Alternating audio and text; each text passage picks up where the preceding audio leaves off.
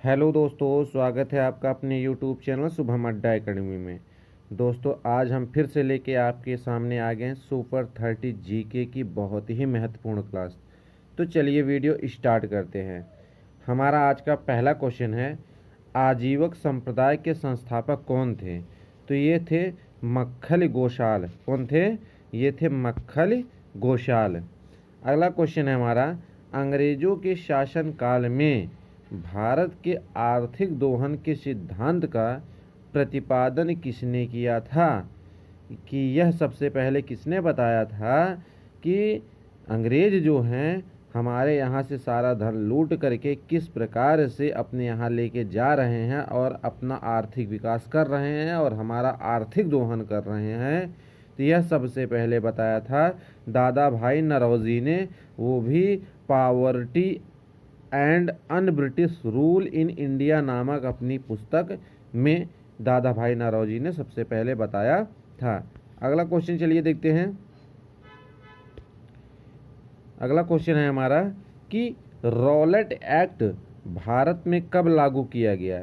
तो यह लागू किया गया सन 1919 में। रॉलेट एक्ट एक ऐसा कानून था अंग्रेजों द्वारा लगाया गया जिसमें बिना अपील, बिना दलील, बिना वकील के ही, कहने का मतलब न इसमें दलील आपकी सुनी जाती थी, न इसमें कोई अपील सुनी जाती थी, ठीक है, न कोई मतलब वकालत, अगर वकील भी आपकी कोई पैरवी करना जाए तो वह भी नहीं कर सकता था। यह इस प्रकार का कानून था। तो इस कानून को भारतीयों ने काला कानून कहा, क्योंकि इसमें जिसके ऊपर शक होता था, शक के आधार पर ही उसको उठा लिया जाता था, उससे बिना कोई पूछताछ के, बिना कुछ किए उसको अंदर जेल में डाल दिया जाता था। इसके पीछे कोई सुनवाई नहीं होती थी, इसलिए इसे काला कानून कहा जाता था। तो यह रॉलेट एक्ट जो लागू हुआ वो सन 1919 में लागू हुआ। अगला क्वेश्चन देखते हैं, विक्रम संवत कब से प्रारंभ हुआ? तो विक्रम संवत 58 ईसा पूर्व से प्रारंभ हुआ। ठीक है, अगला क्वेश्चन देखते हैं, बनावली एक प्राचीन स्थल है जहां 1973-74 ईस्वी की खुदाई में सिंधु सभ्यता के अवशेष मिले। यह स्थल भारत के किस राज्य में स्थित है? तो बनावली जो स्थल है यह भारत के हरियाणा राज्य में स्थित है। कहाँ पे है? हरियाणा राज्य में स्थित है। अगला क्वेश्चन देखते हैं, सिंधु सभ्यता में खोपड़ी की शल्य चिकित्सा का सुनिश्चित साक्ष्य कहाँ से प्राप्त हुआ है?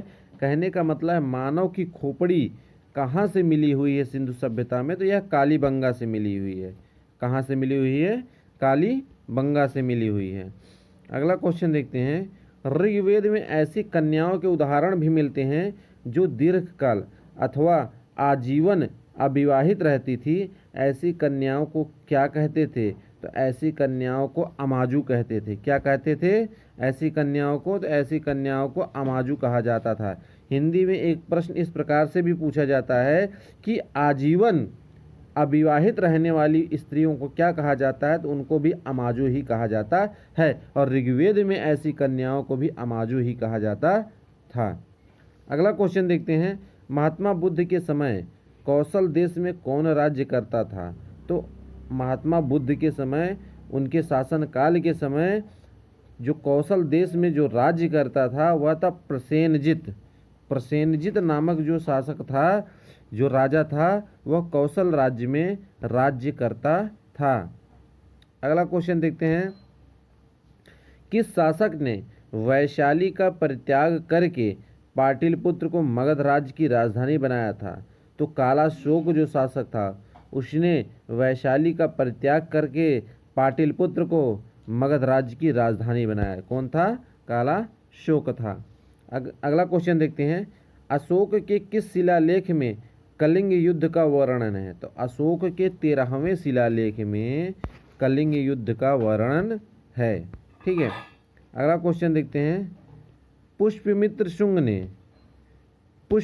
शुंग ने किस शासक की हत्या करके पाटलिपुत्र की गद्दी पर अधिकार किया था?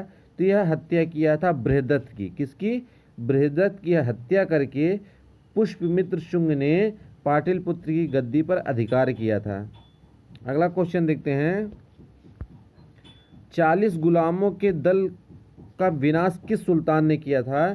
तो 40 गुलामों के दल के का जो विनाश किया था वह बलबन ने किया था। ठीक है, चालीसा जिसको बोलते थे, इस चालीसा को समाप्त करने वाला जो शासक था वह बलबन था, और बलबन ने सजदा और फाबोश नामक 2 प्रथाएं चलाई।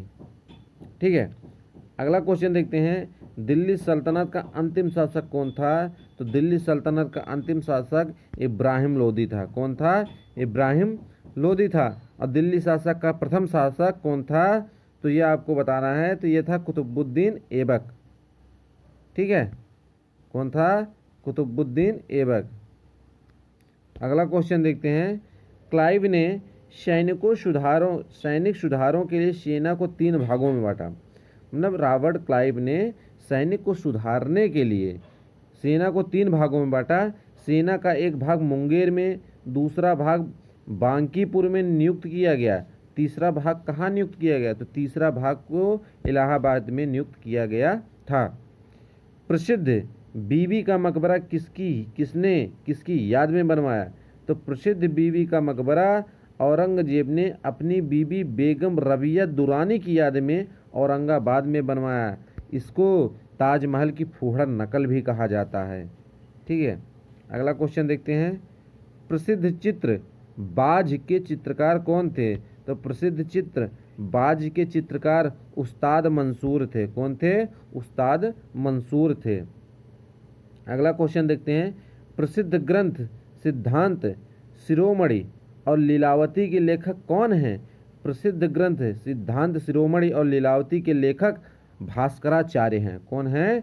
भास्कराचार्य हैं। अगला क्वेश्चन देखते हैं, शिशुपाल वध किसकी कृति है? तो शिशुपाल वध जो है वह माघ की कृति है। माघ की क्या है? कृति है। रहस्य देखो, शादवाद का अर्थ है, शादवाद का अर्थ है शायद है भी और नहीं भी। शादवाद शायद है भी और नहीं भी। ठीक है, ये इसका अर्थ है। अगला क्वेश्चन देखते हैं, अकबर का शिक्षक कौन था? तो अकबर महान का जो शिक्षक था वह था मीर अब्दुल लतीफ़। कौन था? मीर अब्दुल लतीफ़। अगला क्वेश्चन देखिए, प्रसिद्ध कोहिनूर हीरा शाहजहां को किसने भेंट किया था? तो प्रसिद्ध कोहिनूर हीरा शाहजहां को मीर जुमला ने क्या किया था? भेंट किया था। अगला क्वेश्चन देखते हैं, शाहजहां ने महाकविराज की पदवी किसको दी? तो शाहजहां ने महाकविराज की पदवी पंडित जगन्नाथ को दी थी। किसको दी थी? पंडित जगन्नाथ को दी थी। अकबर के समय बनी पहली महत्वपूर्ण इमारत थी। तो अकबर के समय बनी पहली महत्वपूर्ण इमारत हुमायूं का मकबरा था। क्या था? हुमायूं का मकबरा था। अर्थात अकबर ने सबसे पहली जो महत्वपूर्ण इमारत बनवाई थी अपने पिताजी का मकबरा बनवाया था। अगला क्वेश्चन देखते हैं, कौन सा मुगल शासक शाहिद वेश एवं जिंदा पीर के नाम से जाना जाता था?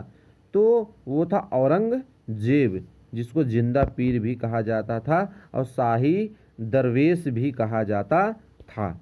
अगला क्वेश्चन देखते हैं, अंतिम मौर्य सम्राट कौन था? तो अंतिम मौर्य सम्राट बृहद्रथ था। कौन था? बृहद्रथ था।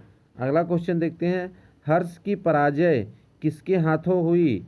तो हर्ष की पराजय पुलकेशियन द्वितीय के हाथों हुई थी। अगला क्वेश्चन देखते हैं, ललितादित्य किस राज्य का शासक था? तो ललितादित्य जो था वह कश्मीर का शासक था।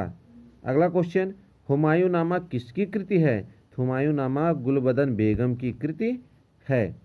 एक मालिक हो हुए भी खान हो गया और फिर सुल्तान बन गया, कौन था वह? ठीक है, एक मालिक हो हुए भी खान हो गया और फिर सुल्तान बन गया, वह था क्या? बलबन। कौन था? बलबन था।